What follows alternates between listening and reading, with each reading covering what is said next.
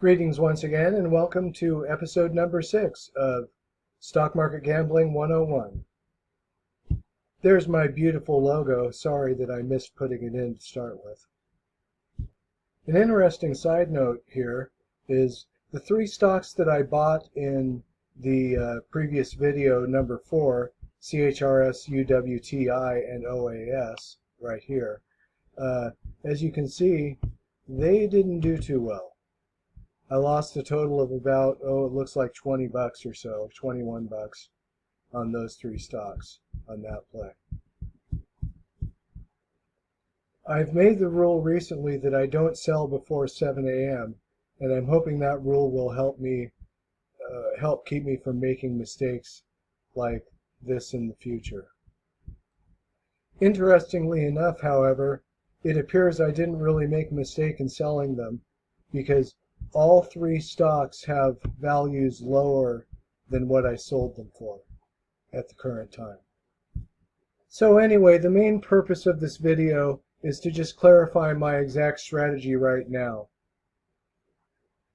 The trade starts somewhere after 7 a.m., but preferably closer to close at 1 p.m.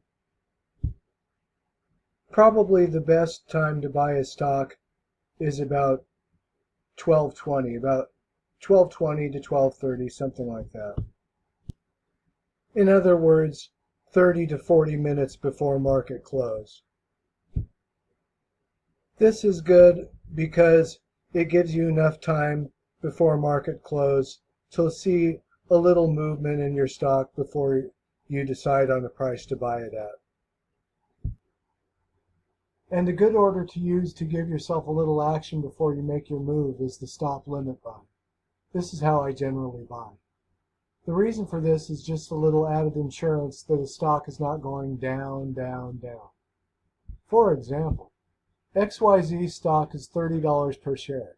You want to see a little upswing before you buy, so you put in a stop limit order at $30.10 per share, with a limit of $30.20 per share. Well, the stock tanks to $29.70 per share. No problem, so you cancel your previous order and put in a new stop at $29.80 and the limit at $29.90. The stock drops to $29.60, etc. Using this method, you can get lucky and buy a stock near the very bottom.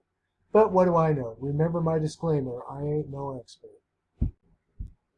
So the simple strategy in total involves looking at the loss leaders on bar chart.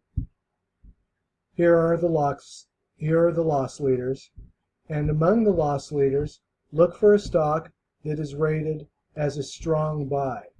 And we already know from our previous video that I looked up these 2 stocks and they were no good, but when I looked up REN, R-E-N, I found that it was rated on bar chart as a strong buy, as you can see right there.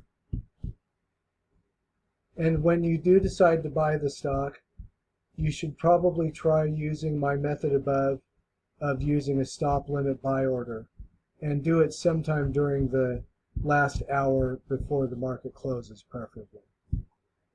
Only consider selling it on that day, and thus taking a day trade mark, if a stock gaps up over 3% prior to close. And the simple math of that is the stock price that you pay times 1.03%, or times 1.03 equals a 3% return goal. You pretty much should always be holding the stock overnight, except in very rare circumstances. Also, do not consider selling before 7 a.m. the next day, as I previously mentioned. If at 7 a.m. your stock is at 3% return or better, sell it.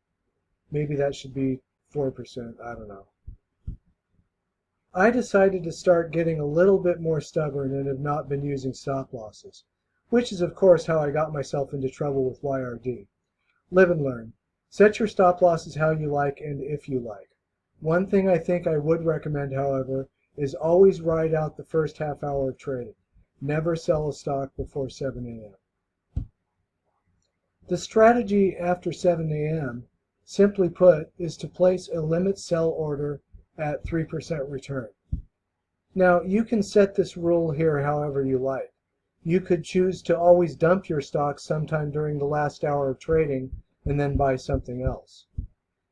I've been a bit more stubborn with my stocks, and I'm holding on to them to see if they can rebound when they haven't reached their goal yet. As of yet, we don't know how this stubborn strategy is going to work out. Only time will tell. But lucky you! All you have to do is tap on that little button in the lower right-hand corner to go on to the next video. Then you'll find out what happened next in the saga of Stock Market Gambling 101.